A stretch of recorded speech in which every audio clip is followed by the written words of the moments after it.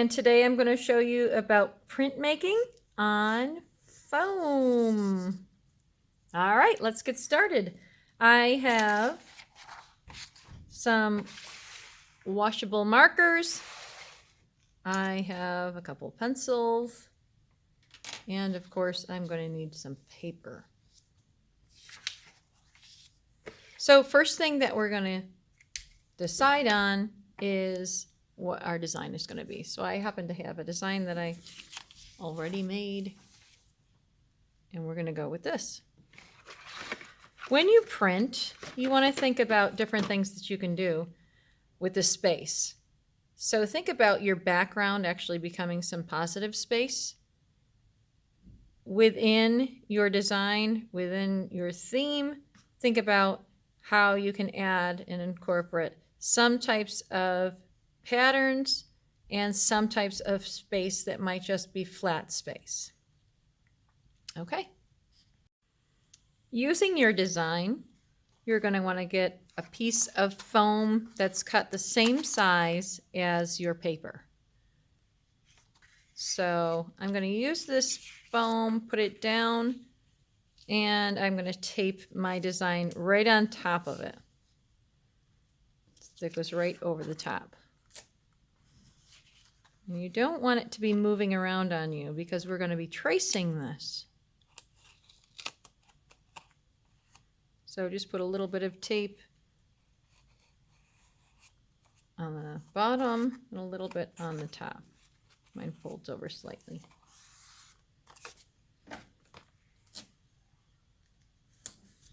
There we go. Okay. Now, you can use two things. You can use a pen for this, or you can use a pencil for this. If you use a pencil, you want to use a pencil that is not too sharp because it will punch right through the foam. So you want to use a pencil tip that is a little bit rounded like this. I'm going to use a pencil tip. And I'm going to trace my design, and I am pressing on the board, my foam board. So hold it down and just continue to trace.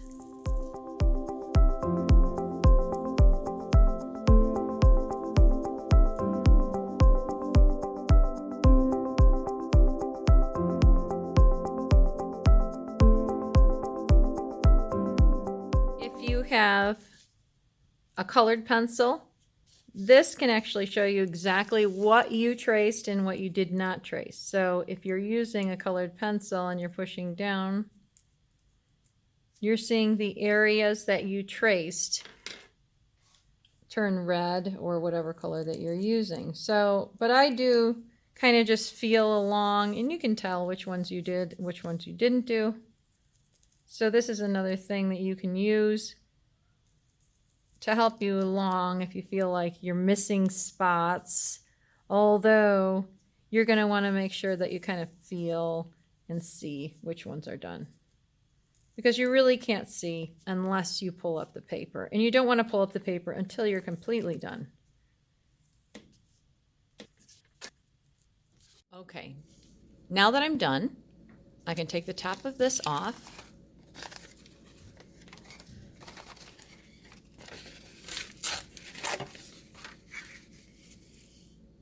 And start to trace over my grooves that I have in the foam with either a ballpoint pen or a pencil.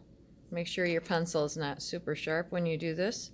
So either one of them's fine. I'll just use the ballpoint pen because you can see it a little more. And be careful when you're tracing. Whatever line comes out on your foam is going to print. So if I'm making a mistake, that line is not going to go away. It's actually going to print in all of my prints. So you want to kind of go slow for this part.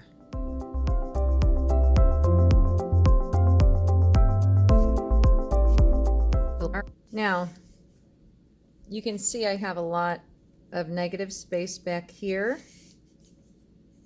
and there is kind of a lot of space, empty kind of positive space that's within the ladybug, within the leaves. So one thing that you can think about doing is actually putting some sort of design or pattern back behind there.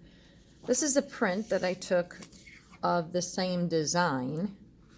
If you're looking at it, you can see what I did was on the plate I made these little swirl marks.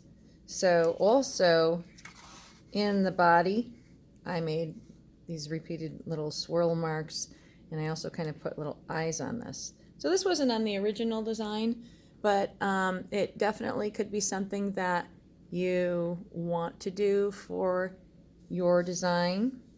It'll make your solid spaces stand out an awful lot more than if you didn't do that.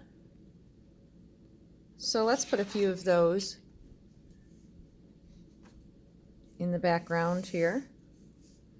And I might as well just kind of go with same kind of swirly type thing.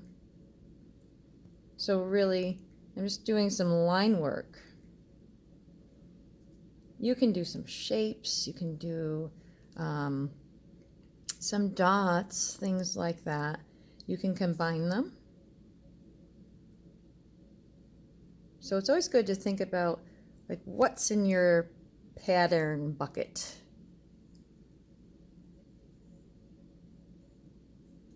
And think of the elements of art: line, shape, space, color, and texture. So we're kind of making a texture. We can't make the color until we actually apply the color.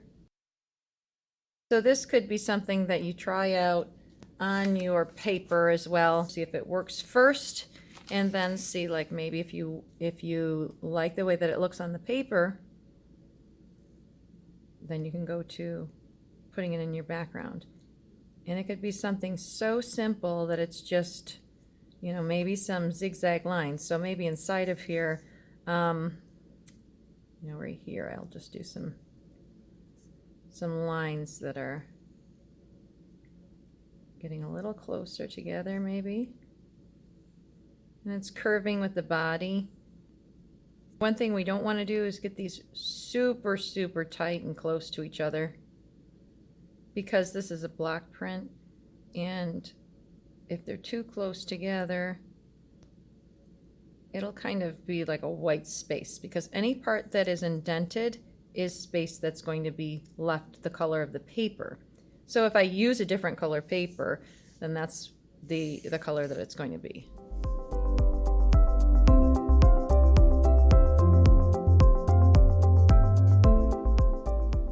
These are all things that you could do first on those spaces that we're working on right now. So on the back of the bug, on the body, you know, the eyes could have been just drawn on this first before I started actually on the plate. Okay, I'm finished with my patterning. That's all in the background, and you can kind of see how my leaves stand out a little bit more, because they're going to be a flat kind of print. And then anything that is within that, on top of the leaf, I can have a little bit. You don't want to overdo everything. So you definitely want to have some areas that have no patterning on them, and some areas that do have patterning on them.